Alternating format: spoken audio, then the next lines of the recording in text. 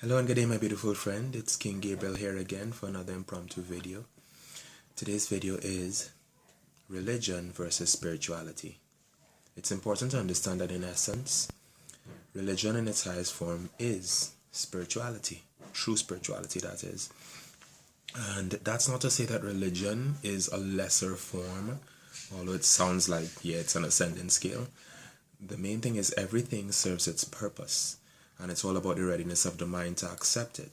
So religion itself was a tool that was used to prepare the minds of the people to move together, to be in fellowship, which is what most people talk about when they talk about going to church, fellowship and uniting and that sort of stuff, in an effort to move towards accepting the truth about themselves and the truth about life. So religion served its purpose, and it's still serving its purpose for some. It continues to do so. What I want to speak about regarding religion and spirituality is this. There are a few things to understand that could really allow us to live true religion, which becomes spirituality, which is why in my last video I said no one should have to change their religion. That is very true. No one has to change their religion in order to see the source of being, God, the creator, whatever you'd like to call it, that thing that lives, breathes, moves, has everything and has its life invested in everything, is constantly giving love and giving that energy, that radiant life energy to everything. Now, when we speak of that, what we're speaking of is something that obviously is everywhere present and in everything. Now, it may be veiled in some cases because of the minds of the individuated creatures, right, or the individuals that have somehow been able to mask that out of their awareness and take on this bodily experience as the full experience. Now, it is obviously not the full one, or else we wouldn't have the ability to dream, to travel and to explore new realms and to have all these creative ideas come to us and through us. If this was just the experience, then this would be it. You would be fully focused here 100% of the time. But why do we sleep? Why do we need to escape from the experience once in a while? Why do we rest? Why do all these things happen? And if you begin to ask those questions and to see what's really happening, you'll realize that it's obvious that this is not the full experience, okay? It's a part of the experience. So, knowing that that is so, modern religion itself has sort of encased people in a little cocoon. And I'm not saying it's wrong or bad. I'm just saying, again, it had a purpose, right?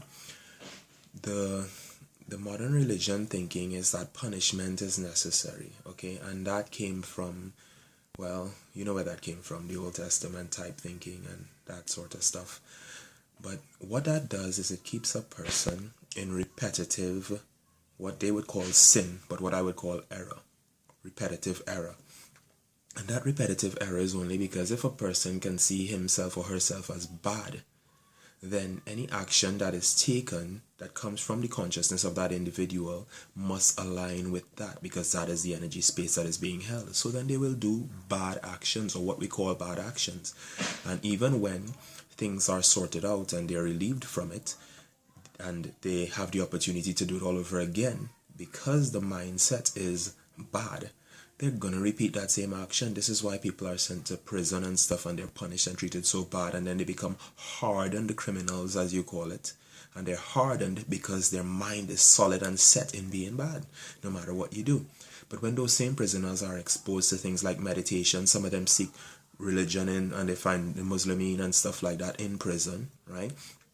They convert and their lives start to change because a change of mind has happened, and they stop seeing error as something that they must continue to do, or what they would call sin in religion, which is to be properly understood in order to move past it as well, right? Sin is the same thing as error.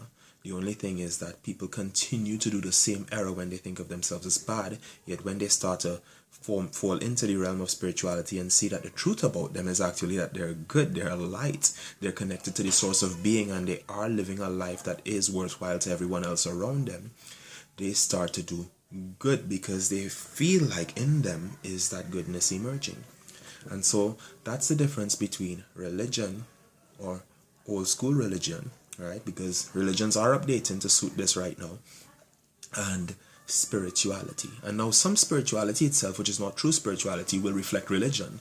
And so we can't say that all spirituality is that way, but any true spirituality that is really seeking the source of being or seeking the expression of the source of being is going to be aligned with this and is going to see error as just error, not as final, not as something that condemns you to burn in wherever, forever and ever. All right? The thing about it is if you make a change, right, which is what they talk about in terms of, in the Bible it's stated as repenting and all of that, right? Repentance is not bowing down to something outside of yourself and crying that it saves you. That's sometimes what happens energetically for some people when they hit rock bottom, and then they get to come back up, but you don't have to go that far. If you are to change your mind about yourself during this, then whatever karma and all that stuff, that's burnt off. You're a new person. Each instant is new. You are reborn in that instant, and being reborn in that instant, you can then move forward from that instant in a spiritual practice connected to the source of being and really living in a way that reflects that, right? And so that is how simple that is. And the only way to achieve anything, as we know now, we've done all these different manifesting type things and all that, and we know things now, a few things. But in order to achieve anything, we must become the ideal. So if we hold ourselves off from, let's say, Christ and Buddha and all these things and put them off as far as they are the only sons and we are not qualified for that, then what is actually happening is we're separating ourselves from the ideal and we're not allowing ourselves to fully express that. Because if you think of yourself as sinful and there's only one Son of God that is created, which is true, but the one Son is everyone. But if you think of yourself as separate from that and incapable of reaching that, then there's no way you'll ever reach it. No way. So it's really important to understand that all is one and we're headed towards that in a way that will work for everyone. It's meant to work for everyone. So let's move forward from religion to true spirituality. Eternal love and infinite peace.